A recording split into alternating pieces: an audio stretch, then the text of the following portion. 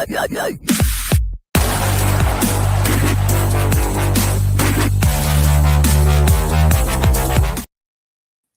up, everybody, and welcome to another edition of the MMA Junkie Preview Show. I am your host, Farah Hannoun, and we're going to take a deep dive at UFC 318, headlined by Dustin Poirier's final dance. He challenges BMF champion Max Holloway in their trilogy bout in the main event.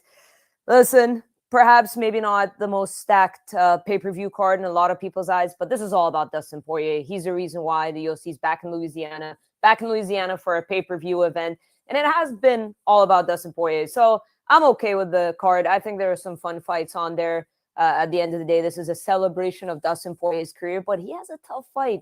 He has a tough fight against Max Holloway. And it's interesting because I feel a lot of people are counting Max Holloway out. I don't know if this is like emotional support for Dustin Poirier because it's his final fight. And maybe deep down inside, people want Dustin Poirier to win because they want him to have like the perfect send-off. He is 2-0 against Max Holloway, so when you look at it statistically, like I guess you would say it makes sense for you to pick Dustin Poirier over. It's going to be a great fight. It's going to be a close fight. But according to the odds, according to BetMGM, Max Holloway closed out as a minus 135 favorite over plus 110 Dustin Poirier. But when you look at people talk about the fight, pundits, fans, whatever, I just feel like a lot of people are counting out Max Holloway. Not according to the odds, but it just seems like. And I'll say this, I believe, if I'm not mistaken, all of us at MMA Junkie picked Dustin Poirier. I'm going to have to go back and look at that and make sure I'm not incorrect. Maybe Ghost can help me out there. Not all of us, Farah. All of us. There you go. Yeah, all of us. I don't know what it is. I don't know if this is like... Not me. Not you. Okay. Nope. You're the only one. I'm kind of listening to what you're saying, and I think a lot of people are getting wrapped up with the fact that it's his final fight, being nostalgic. We're forgetting how tough Max Holloway really is. And don't forget, sorry that I just walked in here and took over. Sorry about that. No, because I asked, I wanted to know. So it's just you, from the team? It's just me. Here's what I'm thinking. There is a lot of pressure on this kid, okay? Not just the fact that it's his final fight, but where it's located, right in front of all these people. There's a lot on this guy's shoulders, and sometimes that just seems to be too much to bear. Not to mention the whole reason why he's walking away from the sport is, it's tougher and tougher to hang with some of these cats, and he's got a lot of wear and tear on his body. Max Holloway's had one thing to focus on this entire camp, and that's just the moment and getting the victory, where Dustin Poirier has had all these other things on his shoulders. I think it might catch up to him, Farah. That's why I ended up going Max Holloway. Well, that's the thing, because it's, for Dustin, like, it's a retirement fight, but this is a really, really tough retirement fight. You're talking about a guy in Max Holloway. Yes, he's coming off of his first knockout loss to Ilia Topuria. Granted, he looked good in that fight. It wasn't like he got, absolutely dominated. There were some good exchanges on the feet, and Ilia Topuria, like what he's been doing as of late, has been absolutely incredible. I've been high on Topuria pre-UFC, but Max Holloway is still very, very good. It wasn't too long ago that he knocked out Justin Gaethje, and people forget that he was dominating that fight before getting the knockout. And Justin Gaethje might be next in line for a title shot, for all we know, right? So Max Holloway is still very good, and he's built himself into the lightweight frame as well. Of course, the second fight, the rematch with Dustin Poirier, he wasn't like a fully fledged lightweight, and it was kind of a short notice fight for the both of them. But, Max asked, when he spoke to Mike Bonney, he's like, remove me from the featherweight rankings. He got his wish, fully focused, and he's got a lot to lose as well. I mean, I know for Dustin Poirier, it's going to suck to retire on a loss, but for Max Holloway, he's got a lot to lose. I mean, I just feel like as much pressure as is on Dustin, there's also a ton on Max. Well, you bring up a really good point. And do you ever watch F1 by any chance? Not really. Just catch random highlights. You ever driven a car? What, like race car? No, just a regular car. Yeah. Okay. When you get a new car, you don't just treat it the way you did your previous car. It takes you a little bit to kind of get familiar with how much you can push your gas, churning, all that, all those things that come with having a new car. I often say when somebody moves up in a weight class or moves down, it's like hopping into a race car for the first time and not getting a chance to drive it around a little bit. Max Holloway's now had a chance to properly be a 155er, build muscle, figure out his frame. If I put this much muscle, that means I can only go this far. I can only push myself this much. That's a scary thing when you think about Max Holloway, him getting comfortable, which I think he is finally starting to get comfortable in this role, because for the longest time it was, well, what happens at 145? Maybe I can go back there. That's all gone. This dude's a 155er. He's focused. To me, he's a scary individual in this fight. You're right. He does have a lot on his plate, but not as much as Dustin Poirier. Well, I mean, I know you picked Max, so maybe this could come off as a dumb question, but are you surprised that he closed out as a favorite? Because I'm telling you, the way people talk about this fight, like just scrolling through social media or looking at pundits and stuff, it just seems like Max is being counted out. Not according to the odds, though. I'm very surprised. Yeah, that seems really, really odd to me. I kind of figured, I didn't think it'd be by a lot, but I thought Dustin Poirier would be somewhere in like the minus 150, 160 range, somewhere around there. Yeah, well, like I mentioned earlier, according to BetMGM, Max is a minus 135 favorite over it. The odds were closer. I think Max closed as a bigger favorite now, because at one point they were dead even. So it's kind of shifted. Like Max was like the slightest of favorites. This is like the biggest margin I've seen, at least in the last couple of days. But in terms of how the fight will end, what do you think we're looking at here? A decision? I mean, they had an incredible rematch, overshadowed, of course, by Adesanya and Calvin Gastelum, but that could have easily not just won fight of the night, but probably potentially fight of the year in some people's eyes, but overshadowed by Calvin Gastelum and Adesanya. But do you think we're going to see another 5-round war? No, I actually think it's going to end in a KO. And I hate to beat the dead horse, but all the pressure that Dustin Poirier has with his last fight and trying to make everyone happy at home, here's where things can get messy. The second Max Holloway points to that cage floor, how do you not oblige? Everybody's screaming and yelling. It's for a BMF. A BMF probably shouldn't walk away from that moment, I would think, right? That's what being BMF is all about. The second Max Holloway does that, he has so many weapons psychologically that he could use to his advantage in this fight. I just see him doing that, and I see him catching Dustin Poirier. So by knockout? By knockout. Well, I'm looking right here at the odds. It seems like plus 350 for Max Holloway by knockout. So you like that? Yeah. No.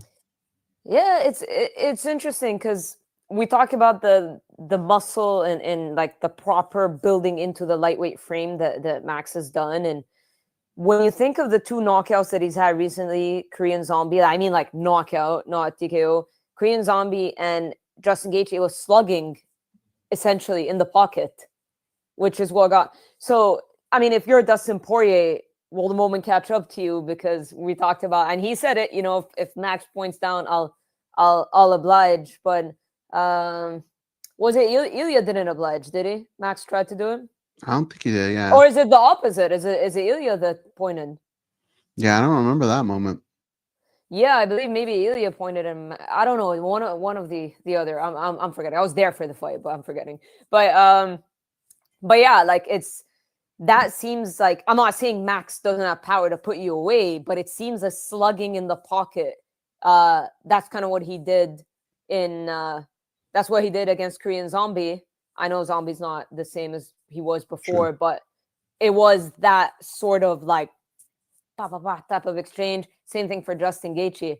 I don't know. I don't know if Poirier will oblige. I'm not saying he wouldn't do it. I don't know if he should, is what I'm saying, because that kind of gives that gives Max his highest chance of like finishing that, like, throwing technique out of the window and just, slugging it out like that. But yeah, it'll be interesting. Let's see what Dustin Poirier by knockout is here. Let me see. I'm trying to scroll. Do you have it up here? Dustin by knockout? Dustin by knockout would be, he is, actually I don't. I have him by submission and decision, but I don't see him by knockout. Interesting. Well, technical draw is 5,000. Farah, you feeling like? Imagine that. Can you imagine? Do I feel like buying a house? You know what? Oh, yeah. I think people would be happy if this fight somehow ended like that because people love Max as well. I don't think it's a matter of wanting Max lose. I think people would feel really bad for Poirier retiring at home off a loss, especially a stoppage loss. But I feel like a majority decision win, but something that's not like crazy controversial or whatever, I think is just kind of like the best case scenario. Just both guys performing really well. And well, yeah, well, like Max Holloway says, we're about to find out. We'll find out very shortly. But let's talk about the technicalities of the fight. I know Poirier, he trains at American Top Team with a lot of strong grapplers. You just mentioned to me that Johnny Eblen lost. Yeah. Yeah, because I was watching until we jumped on this live stream, but Eblen being one of his training partner, Matteo Scamrot is a guy he trains with a lot. He joked about the guillotine. But do you suspect we're going to see any kind of offensive wrestling for Dustin or purely striking? I don't think so. I think he's going to be a little bit calm and collective with his attack, but I do think that dog will come out of him at some point. It just depends on how patient Max Holloway can be in his game. You know, like I said, all that pressure. I don't think the fans would get to this, but if they have the nerve to start booing for even 1 second, you're gonna feel that need to make everybody happy in your last fight and go out the way people always remember you. So game plans, I feel like may get thrown out the window here, Farah. I mean, I feel like at some point they will. It's kind of like an ego thing, right? Whoever lands the first clean shot is what's gonna spark that, I believe. So if it's like if Poirier lands clean on Max, that's when Max is gonna like, plod forward and Mhm. wanna like give it back. But yeah, it's a 5 round fight though. That's the thing. They've got to pace themselves. None of them have really shown cardio problems, especially when they're not grappling. Right, that's the most important factor here. Is that when there's no grappling, both of them Mhm. have shown like the 5 round cardio to stand and trade. But the kicks from Max Holloway, I think, is an interesting element. Remember the fight against Justin Gaethje, that spinning back kick to the nose, breaking his nose. That changed Mhm. a lot in the fight, and I'm sure Max is looking at obviously, Dustin getting knocked out by Justin. I mean, how on earth would have Dustin Poirier ever imagined that he was going to get head kick knockout from Justin Gaethje? Like, when have Right. we even really seen Justin Gaethje throw this type of like offensive attack? So I'm sure that's something that Max is looking at, the kicks in general, the calf Mhm. kicks. So that for me is I feel Max mixes up his striking a bit more than Dustin does. Dustin with the traditional boxing, but what made the difference in the rematch was Dustin's power. Do you think now we're looking at an even playing field when it comes to power? Now that Max has really properly filled into the lightweight frame? I do. I think it's a little bit even now, and I think timing. I think when people look at Max Holloway, we see how he is outside of the cage, and he loves to play video games and skateboard and do all those things, right? And to us, that just seems such something that a youngster would do in our sport. But when it comes to the actual fight game, I think he has shown a little bit of maturity, and I think he has shown that his timing has gotten a little better. He's a little bit more cerebral with the type of strikes that he throws. So, yeah, I think it's going to be a way better fight than people think. It's going to be a lot of fun. I think the card overall, on paper, you're right. It's not what we're used to. It's not what we're used to dishing out $80 almost for. But I do feel like there's enough on there that's going to make us happy at the end of the day. Well, that's the thing, because we've seen that time and time again where these like random Apex cards, for example, end up delivering. We don't really know what the pay-per-view numbers have been as of late because they haven't really been disclosed like they used to. But if the UFC does end up on Netflix and it's a model where if you just have Netflix, you can watch the fights, that's probably going to benefit the UFC more, right? Especially with these main cards that people seem to be complaining about a lot, because now it's not, how much do you guys pay? $80? Is that what it is? Yeah. Well, 80 $79.99. Yeah. Yeah, I have no complaints from my side of the world because we pay like a $5 subscription for the entire month. We get everything. So PFL, UFC, so pay-per-view, fight Hmm. night, whatever it is, it's a standard $5 a month. Can't argue Granted, that. granted we are watching in the middle of the night because already having to pull all-nighters and stuff like that. And the fan base, I guess, isn't as widespread as it is in my side of the world. But do you think, them going to Netflix, because I'm sure you agree that the cards probably haven't been as stacked. But again, it's like what we were talking about, right? The fights can end up delivering. So I almost think it could benefit the UFC more if they just get rid of the pay-per-view model. But do you think it'll be like that? Or do you think maybe we'll have to pay something extra on Netflix? I think we'll have to pay something. That's so much to take on for a company. I just don't know how it. Next, Netflix is just constantly raising their price little by little, but they keep getting us. So I have to imagine there'll be something. But and I always say, like, just because whatever you put on paper, if it's not that great, but it ends up being great, it still doesn't make it right, in my opinion. Like, I don't know. I just feel like there's ways that you can even this out a little bit. It's just insane, some of these cards that you pay the same price for. It'd be like going to a restaurant and you pay an insane price for a steakhouse. That makes sense. But then they hand you a cheeseburger for the same price. Now, sometimes that cheeseburger can be amazing, but you still don't feel good about it. You're like, wait a minute, why do I still have to pay? Like, that doesn't make any sense. And it can happen at any time. I think they could be better about the way they structure things. But I think right now the UFC is just kind of a live for today moment. And I think they just go card to card. And I don't know. When they do that, it kind of scares me because it kind of makes me feel like maybe like Dana White's time he's got like a little cap, and he wants to make as much as he can right now and then get the hell out. But we'll have to see. But I do think Netflix is where they're going to end up.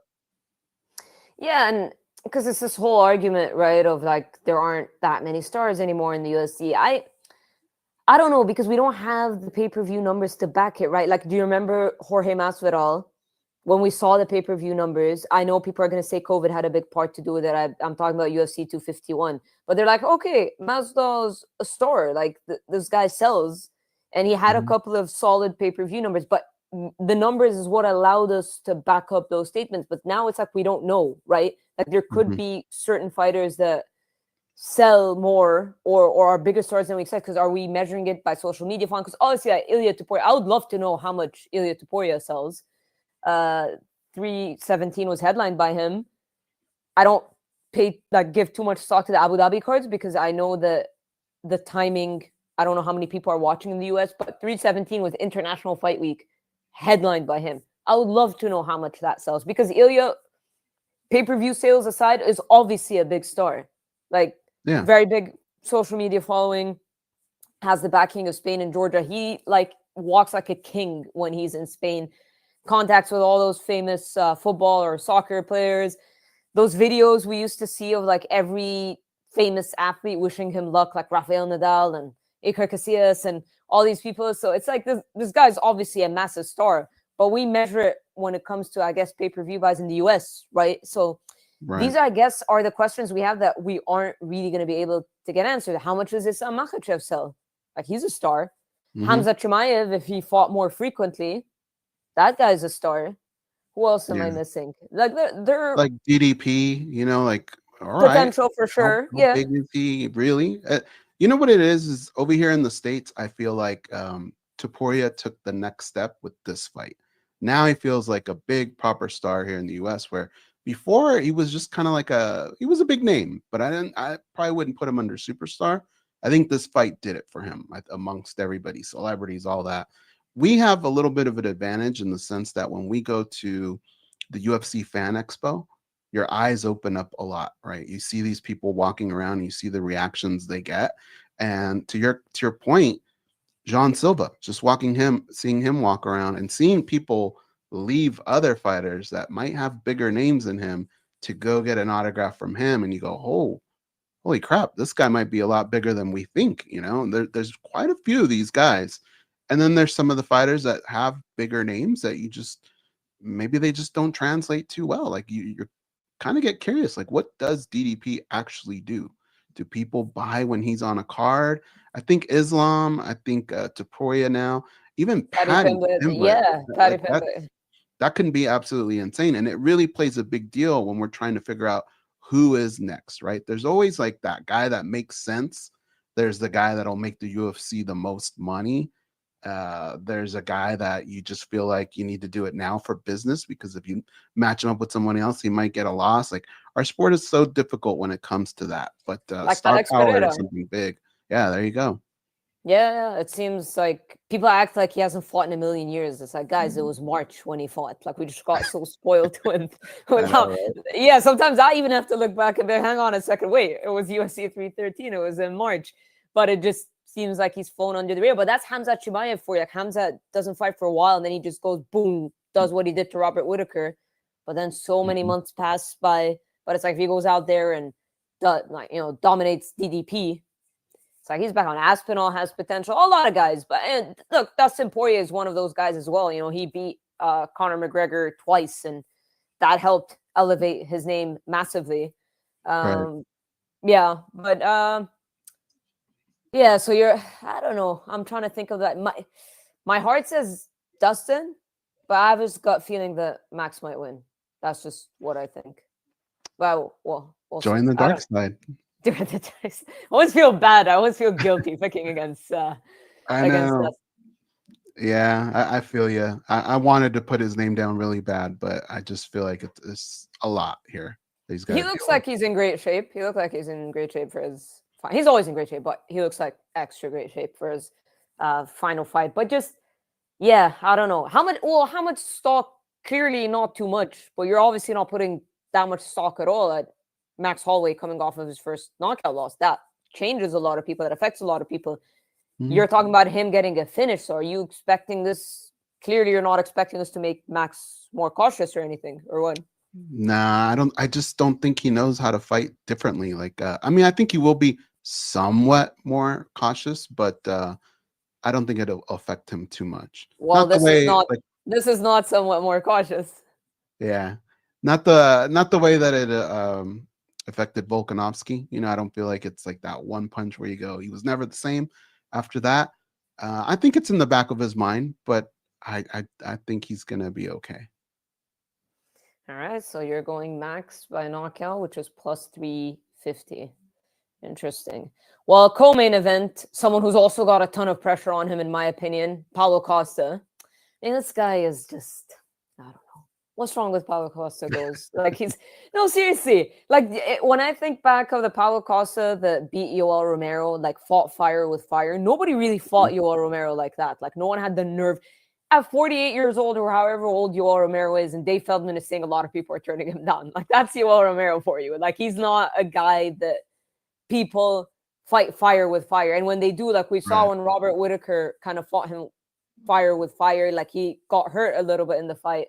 But Paulo Costa went right at him. And after that fight, man, I'm like, he's got so much potential. He was undefeated at the time. We're like, okay, he can grapple. He's got power in his hands. He presses forward. And then like has a dud of a performance against Adesanya, which, okay, I guess you could say it's okay since Adesanya was like in prime form and running through the division. But so inconsistent. Like I was listening to Michael Bisping's breakdown and I wrote an article and he's like, I'm confident in picking Kopylov. Like he just sounded like he's so fed up of Costa. Like, and I was Mhm. surprised that he was saying it so confidently.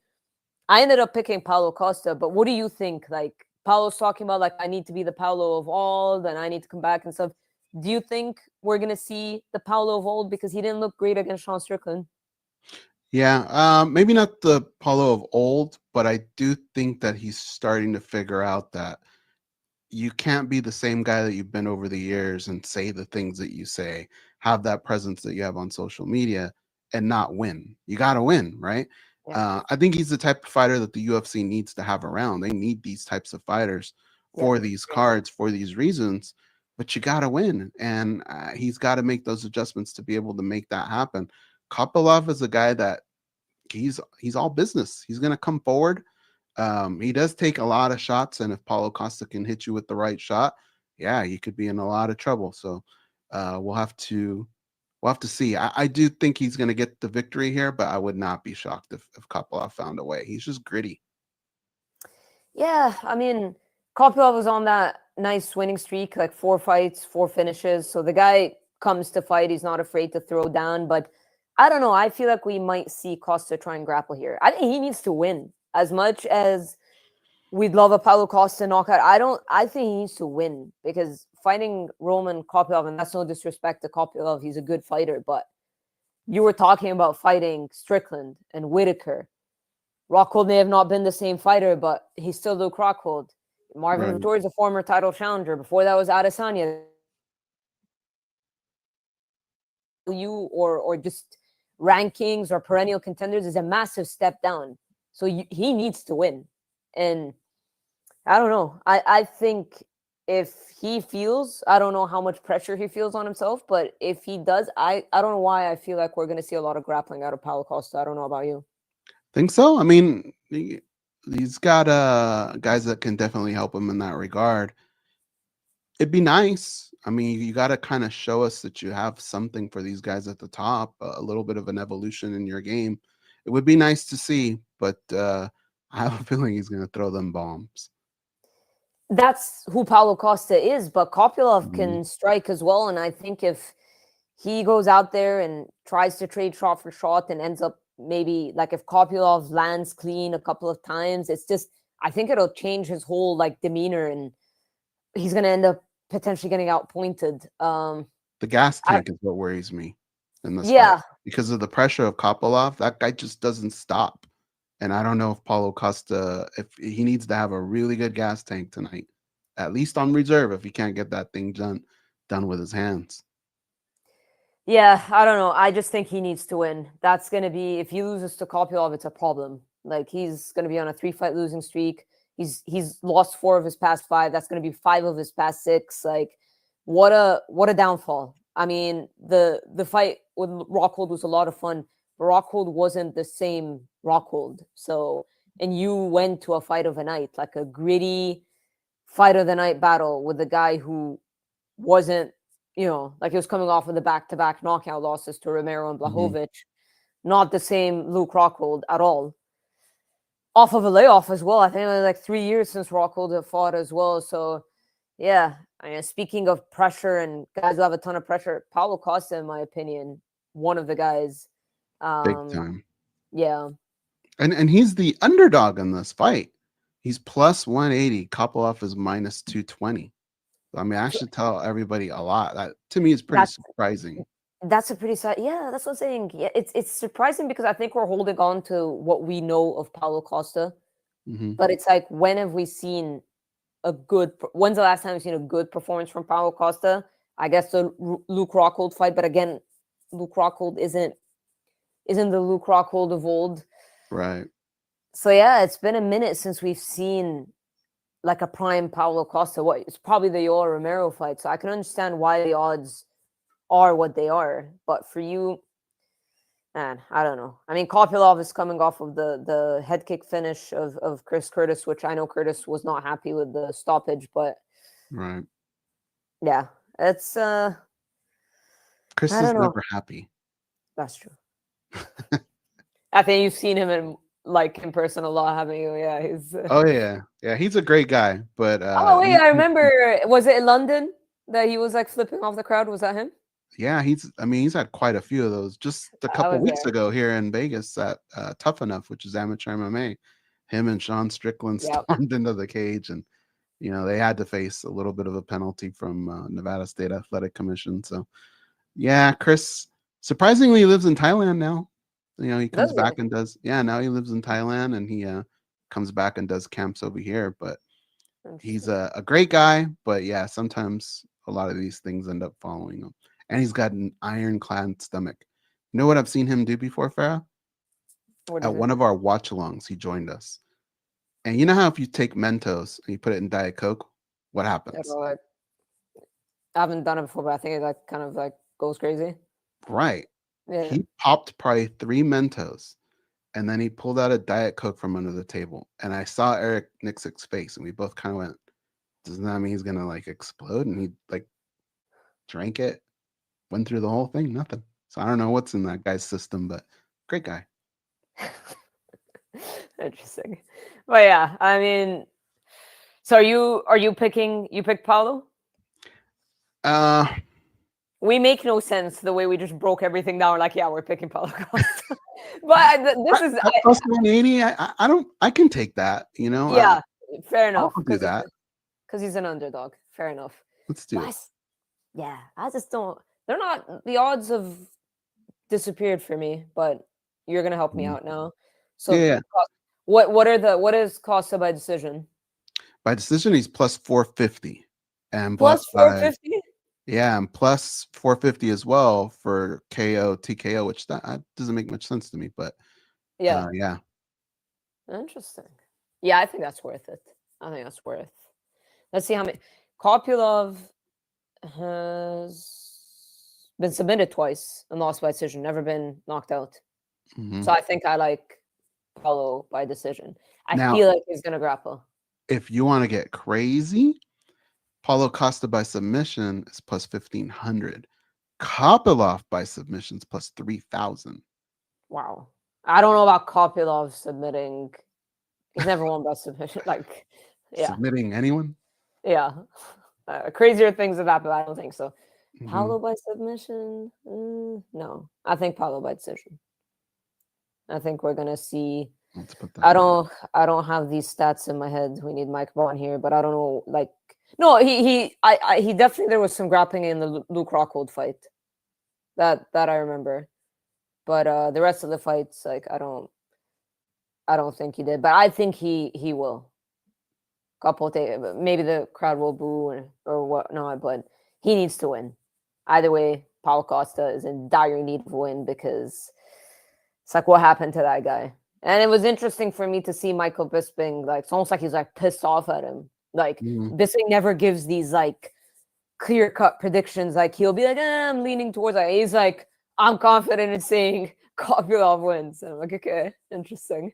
Yeah. But, we need guys like Paulo Costa. So, I mean, in a way, I think he gets the job done. I don't know. Kopylov is tough, don't get me wrong, but he's not unbreakable. And I think Paulo Costa can kind of feel that he's in that situation right now where it's make or break, at this point.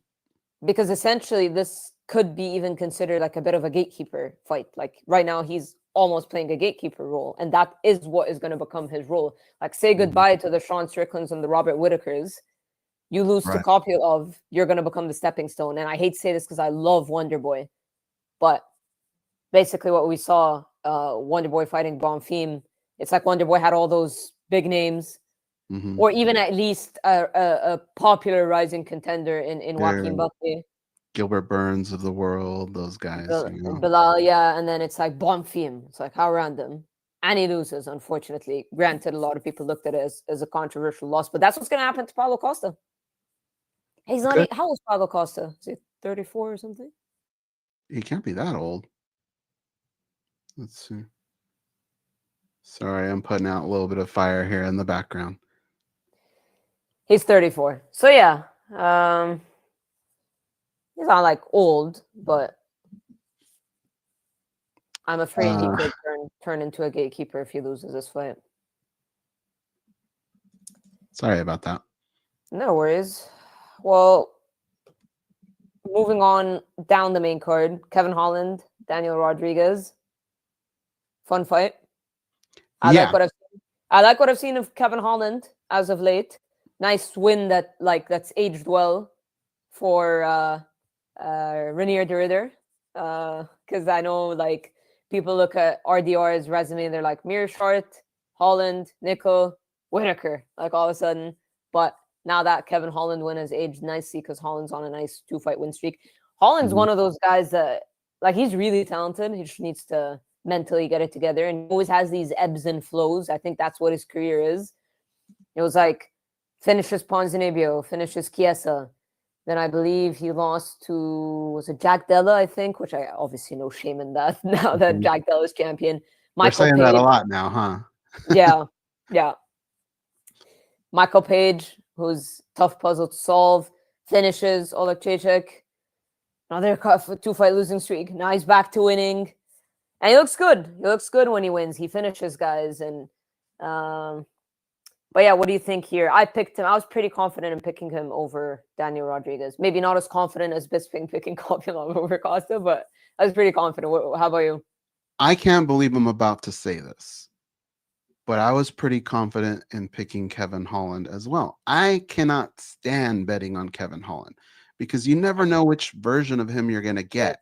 And Yeah. there's nothing worse than when he has a bad night and he's like smiling afterwards, kind of almost like, oh, well, I still get paid. That's almost what you can kind of hear That's all in he his cares head. about. Right. And so I hate doing that. But when you look at the two fighting styles that both guys have, Kevin Holland's style is actually probably a nightmare for a guy like Daniel Rodriguez. It's going to be hard for him to get inside. He's got more ways to win this fight. And he does kind of feel a little rejuvenated in a sense. Like when you hear him talk, he may not admit it, but I think he does have some kind of aspirations outside of just money. I think he's kind of gotten the little bug again, the itch again. So I think he's going to put on a better performance. It's kind of weird because these last two fights that we brought up, on such a big card, they feel like there's something that we would be talking about either early on in the card or as like a lead up into the card. But they also have the potential to just be really entertaining at the end of the day. And I think this fight will be pretty fun. I think they'll hit each other pretty well. But I do think Kevin Holland can get a finish here. And I'm going to go. Kevin Holland is minus 625. Daniel Rodriguez is plus 450. In no universe should you ever take Kevin Holland by that much over anyone. Minus 625? Yeah. That is a lot, okay? Especially for a guy like Kevin Holland. So I'm going to stay away from that. But what I will do is Kevin Holland by submission is plus 200. I'm going to take that. Plus 200 by submission. Mm-hmm. By decision, yeah, plus 225. I don't know how. I don't think. I'm trying to look at. Yeah, I mean, Rodriguez has been knocked out once, submitted once, lost by decision 3 times. So he got finished by Ian Gary, and then submitted by Neil Magny. I think Holland by submission. I like that as well. Farah, you're in luck. You and I, we get along, right? Yeah. Well, now you get 2 doses of MMA Junkie Radio because I'm going to tag out with Gorgeous George and address something in the background. George is in. I'm out. What's up, George? How's it going? How are you? I'm doing good. How are you? Good. Hey, you and Goes haven't been hanging out with Connor on yachts or nothing, right? No, what? I kept thinking the only way they can think Costa has a chance here is if they've been, getting high, partying or something. He's looked terrible. Did you guys see him at the press conference? Between that and the run that he's on, losing 4 of 5, he's just not what he was when he started off 6-0 in the UFC. Remember, he used to dig the body and throw combos. Even that fight with Yoel Romero was so much fun to watch, but that was like 5 years ago. Since then, he's been so consumed with secret juice and being something else rather than a top middleweight. And you just can't take that time off because those other guys sneak behind him. And that's what Kopolov's going to do. I think Kopolov's going to serve him up. I mean, Michael Bisping, when he put his breakdown, was as confident as you were in saying. But you know what, George? Like you, Bisping, like you guys sound like you're fed up with Costa, and I get it. Like I feel like, I just feel like because the guy has potential. Like he's got great size for middleweight. Like he's a big, strong middleweight. He can grapple, got knockout power, but then boom, just. Something happened. It's almost like Izzy put a spell on him. Remember that fight's where it started. Yeah. Honestly, he was just so hesitant. I honestly thought he was going to beat Izzy that night. So I was on the Costa train for a long time. And then since then, it's been injuries, time off for different reasons, maybe. I don't know. The fact that he does let himself go, so weight's been an issue.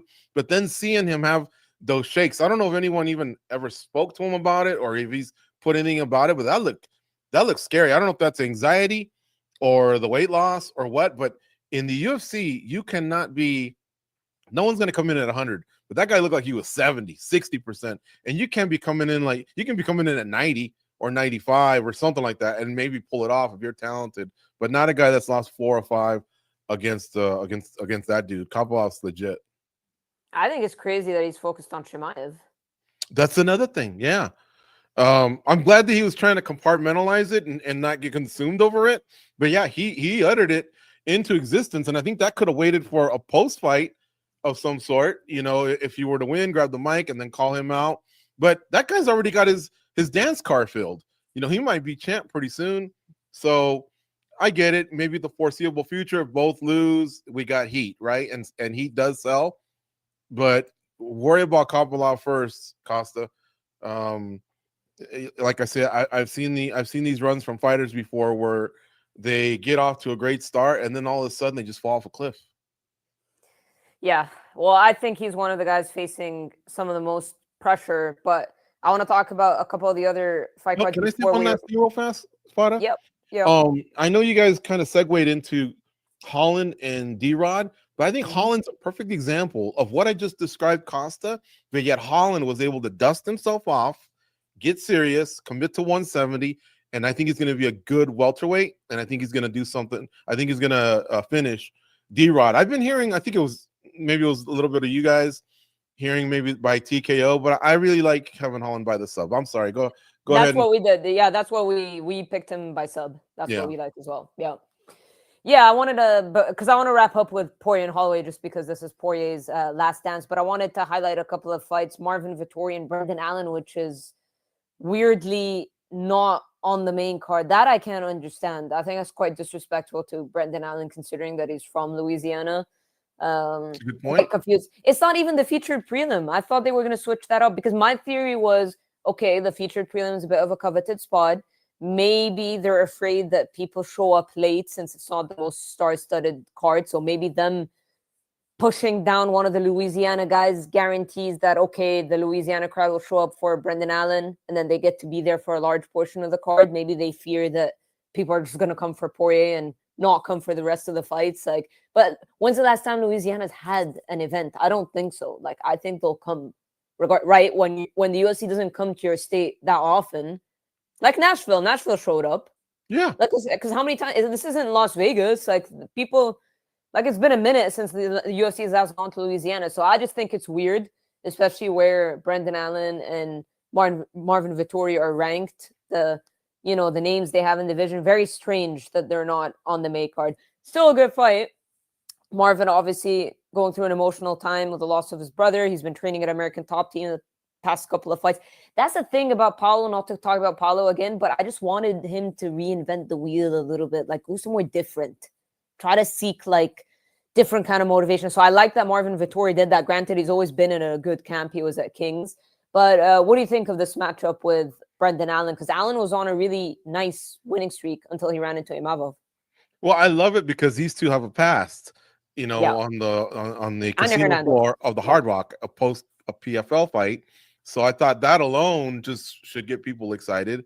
But I think the UFC fumbled it because I think this could have been on the main card. I like this fight more than I like Kopylov versus Costa. Now, Kopylov and Costa might wind up shutting me up, at the end of the day. We don't know, right? But on paper, Costa's just been, like I say, a little bit of a letdown. He must really pop in the analytics for the UFC or something, because to get a co-main event slot, I mean, again, when you've lost 4 out of 6, that's a little baffling to me. But I almost would have put this one in, again, like you said, based off Louisiana, being the home state of Brendan Allen, the heat that they've had, and Marvin Vettori is a pretty popular fighter himself. He would have done a good job of probably selling it more if you go out there and get him in the media as more of the co-main event. So I agree. This should have been main card. I'm excited about it, but Vettori's slowed down in the last few years, and he is fighting with a heavy heart.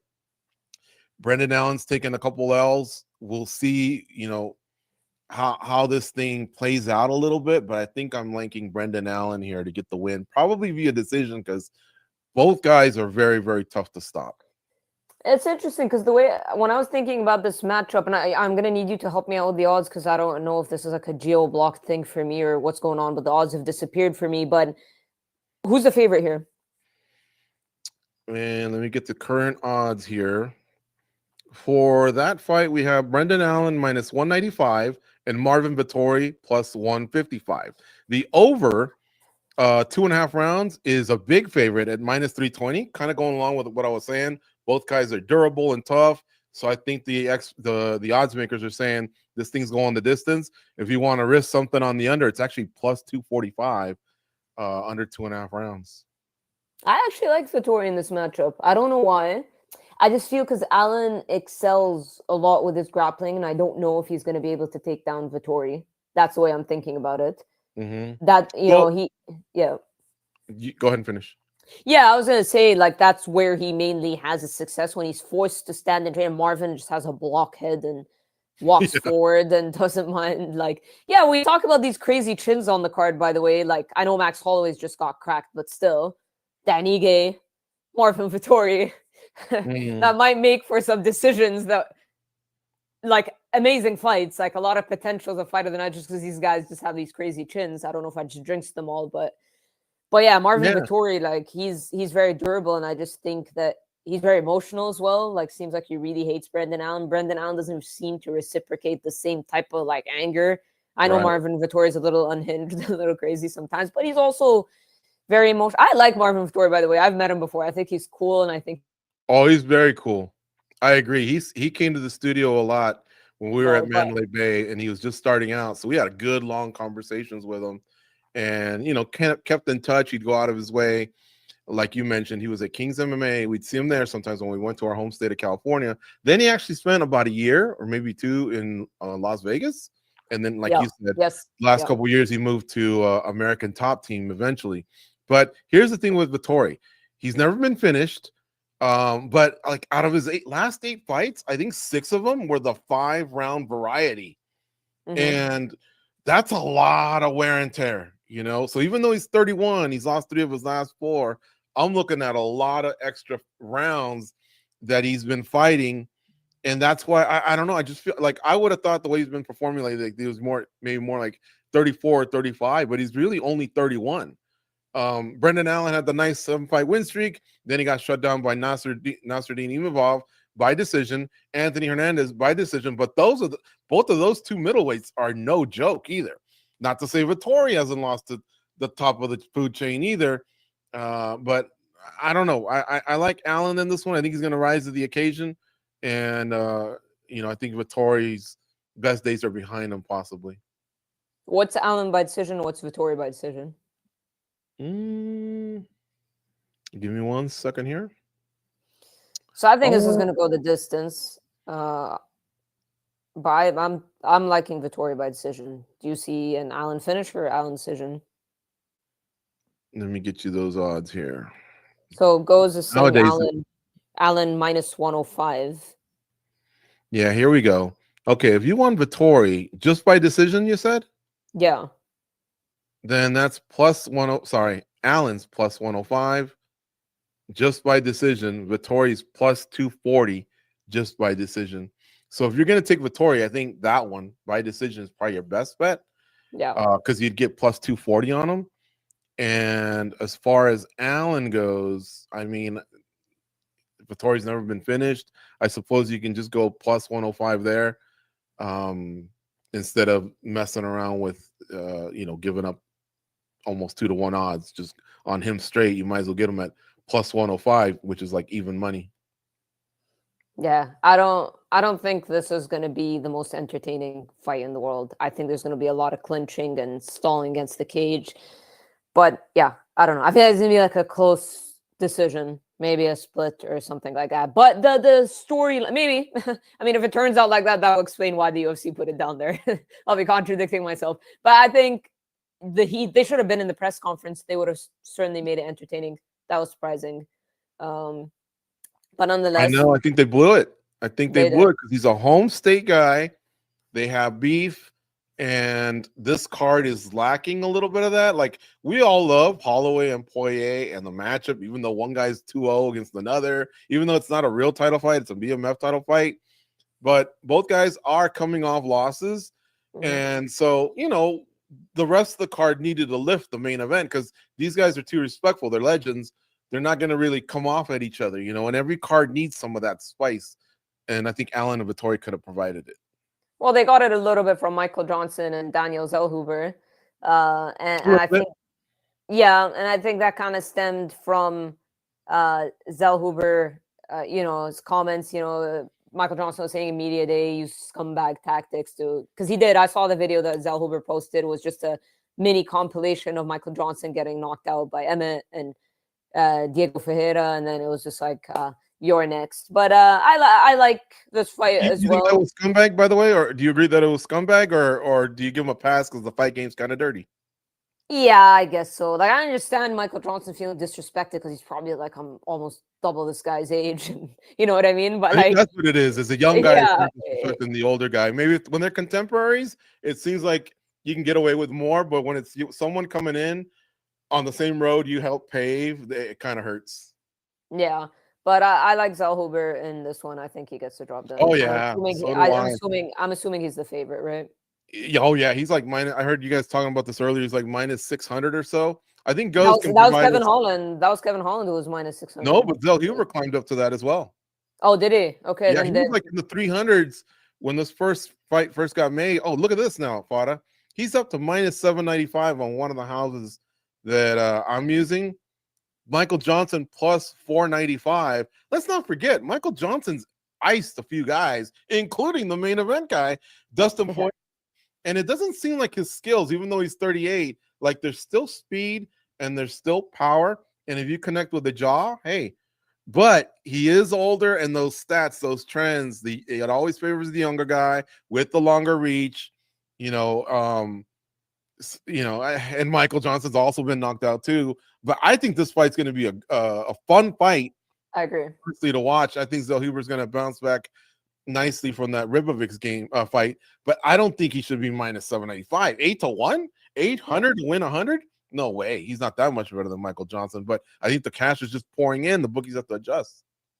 Yeah, I think it's going to be because I think Michael Johnson is going to come fired up and it's going to make for a finish. I think we're going to see a finish here, and I think it's probably Zellhuber who's going to get it, just because I think Michael Johnson, is a little pissed off, and he's riding a nice win streak, so his confidence is there. So it's not like he's going to be hesitant to trade, and he probably feels like he's the better, more experienced fighter. So I think we're going to see that's a potential bonus winning fight of some sort, whether performance of the night or fight of the night, if these guys can withstand each other's shots. But let's talk a little bit about Pitbull and Dan Ige.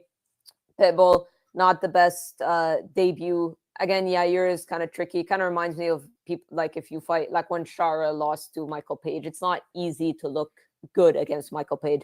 Same thing for Yair. Unless you're going to stifle him and grapple him, it's not very easy to look good against him on the feet. And just a stylistic matchup, the length and the dexterity of Yair versus a shorter, stockier Pitbull. Granted, I know Volkanovski had a lot of success, but Volkanovski is incredible, of course. But yeah, I mean, Pitbull, bit of a deceiving debut, whether it was jitters or just didn't press the go button like he should have, but was disappointing of a debut. Now he gets Dan Ige, a tough guy who's going to put the pressure, who's going to want to crack. So I think this fight's going to get the best of Pitbull. Granted, I picked Dan Ige to win, but I think we'll see a much better Pitbull just because of the stylistic matchup. How about you?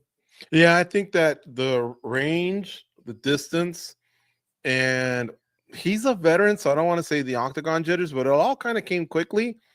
And I just think it wasn't Pitbull's, obviously, his best night. But I think a lot of it also had to do with his decline, his age. He's past his best fights. He got knocked out in Japan. He tried to dip down to 135 against Sergio Pettis. That didn't go well. And I think he's just slowly flattening out. And you're supposed to be rising when you get to the MMA leader, right? The UFC. And instead, they're catching him towards the end. Now, see, I would say the opposite about Mix. Patchy Mix also had a horrible debut, but I still think that he can come back and do better. Whereas with Pitbull, I just see the decline there. And I think Dan Ige, hard hitter, man. And so's Pitbull, to be fair. Hard hitters, I think these guys are going to throw down. I think you're going to see a better Pitbull than we saw against Yair, but I think he's still going to lose, and I think Ige is going to knock him out. Wow, that's not going to be good for Pitbull. It's funny because I think we had done a segment at SBC, I think. We were talking about, someone asked me, like, Pico or Pitbull? And my response, like, who should the UFC sign? And I said, why not both? And they didn't end up both getting signed. I didn't think that was going to happen. That was just me, like, why not both? Right, and that's the correct answer. Yeah, I think both belonged in the UFC. And I think because after seeing the UFC sign Chandler and then they signed Michael Page, guys who are up there in age, I thought, Pitbull, I don't know how marketable he'd be, but I thought, like, what is the next Brazil card? They announced like a fight night. They should have just saved him for that. Like, at least capitalize on the Brazilian market. You know what I mean? So I don't know. This is a tough fight. Like, Dan Ige is not an easy outing for anybody. So a lot of pressure on Pitbull as well. Talked about pressure on Costa, obviously pressure on Dustin Poirier for obviously the pressure on Max Holloway. There's a lot of pressure on a lot of guys on this card, but yeah, I mean, Pitbull has to perform here because at least Michael Chandler performs. I know lately, like, the loss to Charles Oliveira wasn't great, but before it was like, oh, he gave Dustin Poirier a fight. It was like, oh, he knocked down Oliveira in the first fight, but lost. Like, at least Chandler was like giving us these crazy fights that people wanted more. With Pitbull, if you're not going to go out there and perform, win or lose, it's a problem. Yeah, and he was capable of it, but this should have been done 3-5 years ago. Yeah. He lost some time, and he's just not the same. And Ige's always well prepared, always focused. And I don't mean this as a slight against Ige, but he's beaten a lot of fighters at the level of Pitbull. Where he struggled is that upper echelon, the top 5. And we'll see if he can work his way back to those types of matchups. But I think he can beat Pitbull. And like I say, it's just not the best Pitbull we've ever seen. Now, that's not to say that if he had come over at 32, he's a world champ or anything. But still, he was just much better because he had a lot more pop about 5 years ago, you know, when he was fighting at his best, when he owned 2 belts over at Bellator. Yeah, well, according to BetMGM, Ige is -220 favorite over Pitbull +180. I think those odds are fair. Yeah, I would agree with those as well. Yeah, but I think what I'm seeing out of Zell Huber and the other one, who was the other one was -600? That's completely crazy. Holland, yeah, Holland was Holland, yeah, I agree with Goes. Holland can let you down quickly. I think he's more focused in 2025, but he just seemed like he was going through the motions, caught up in fame, you know, being young and having money and just being well liked despite the wins and the losses. But then at some point you realize, hang on a second, I need to keep winning, or all of a sudden I'm on the chopping block and I don't matter anymore. And then sometimes it's too late. Sometimes fighters recover, and Holland did recover in time, I think. Yeah, I think he's won the fans over again after the Jackson podcast. That didn't go too well for him. I think it rubbed a lot of people the wrong way, and then it just takes a couple of performances, couple of finishes, which is what he's been doing. And it's like he's getting Correct. some nice pops. Yeah, good views on media day, good pop from the crowd. Because the guy's, at the end of the day, he's entertaining and he comes to fight and he's always fighting. He's like on every single freaking card and wants to fight 7 times in 2025. And I think fans can appreciate that because he delivers. But yeah, before we wrap in 2025, do you know? This is number 4, I believe.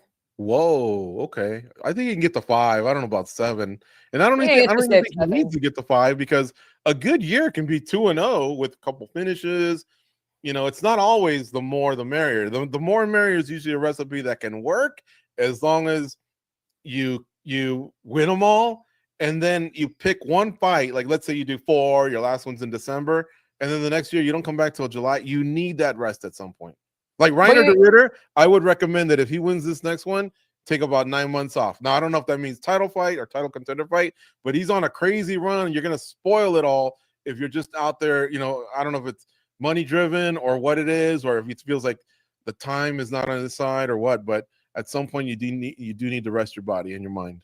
But I think what's going to happen to him if de Ritter beats Whitaker next week is what happened to Imavov, where Imavov felt like he was number 1 contender, but he's like, how long am I going to wait? All right, I'll fight Baralho. And he's done a lot of French media saying Baralho doesn't deserve to fight me. But I think it reaches a point where fighters want to stay relatively active. But let's wrap up with this. Dustin Poirier, Max Holloway. Give me quick, because we got about a minute here before the fight starts, keys to victory. Just what does Max Holloway need to do to get his hand raised? What does Dustin Poirier need to do? Well, for Holloway, I think, you know, we're far enough removed from the vicious KO he took in his last fight. And he's more hydrated at 55. Poirier said something interesting in one of the embeddeds. The dude is very, very strong. And he has strong legs, strong hips, so he's not easier to take down. But I think he's filled in. Just do what you normally do. Be accurate and touch and eventually win rounds. I think this could go the distance, honestly. Poirier's pretty durable with his chin as well. He's got great tactics when it comes to the stand-up, his boxing. He's great at delivering punches, but also deflecting punches and not making sure he gets hit whole. I don't think this fight goes to the ground because I think both guys want this fight to deliver. Now, that doesn't mean that Poirier won't try and jump for a ghillie or, maybe seize a moment, a front choke if that opportunity. Maybe like with a few seconds left in one of the rounds, I feel. Where it's like if he gives up like bottom, or I mean, Max would let him up anyway, but I mean like maybe at the end of like seconds winding down. Like, why not? That's the best time to do it, especially if you feel like you've really, really banked the round regardless. But no, I think it's going to go the distance. I think it's going to be quite a show. I think blood will be spilled. I really liked Poirier up until the last few days, and now I'm coin flipping it, honestly. Now, you don't look for that. You want an answer, so I got to give you an answer. I'm not going to ride the fence here. I think I'm flipping to Holloway now. Okay, so Goes, I believe, was the only one, well, according to him, but I remember seeing a lot of, look how happy he is. Oh, well, Holloway, yeah. I was on an island. I'm starting to think that I think Poirier, he's playing with house money. It doesn't matter whether he wins or loses. We saw that send-off Anthony Smith had recently, the Korean Zombie a few years ago. If you've already put in the work and people love you, they love you anyway. And he's a winner regardless, but I think Holloway might get this one. Well, to quote the great Max Holloway as we wrap up, we're about to find out Saturday night. Well, who'd you pick, Farah? Poirier, but I don't know. I feel weird. My decision. I think decision. Oh, are you in Abu Dhabi next week? Yes, I'll be there. All right, cool. Well, thanks for letting me jump on here with you guys. I always listen. I always tell people hit that thumbs up on the way out when it starts, midway through. Share it. She's been killing it these last few months, and she's very, very consistent before every pay-per-view. So you should definitely check it out, Farah. And I know you're going to be on Spinning Backclick this week, so I'll have some pies ready. We're either going to be putting pies in our face or in each other's face because we've kind of put ourselves on the limb here a little bit. I hope I don't regret my Poirier decision. Yeah, well, we'll talk about it on Monday. But guys, don't forget as well to join George and Goes for the watch along at 8 p.m. Eastern. Have some fun with them to talk about the fights. Listen, we talked about this not being the most stacked card in the world. I think we're going to have a lot of fun fights in this one. So jump on at 8 p.m. Eastern, join George and Goes. And yep, the fights are just about to start. So thank you guys so much for tuning in, and we'll see you for the next pay-per-view.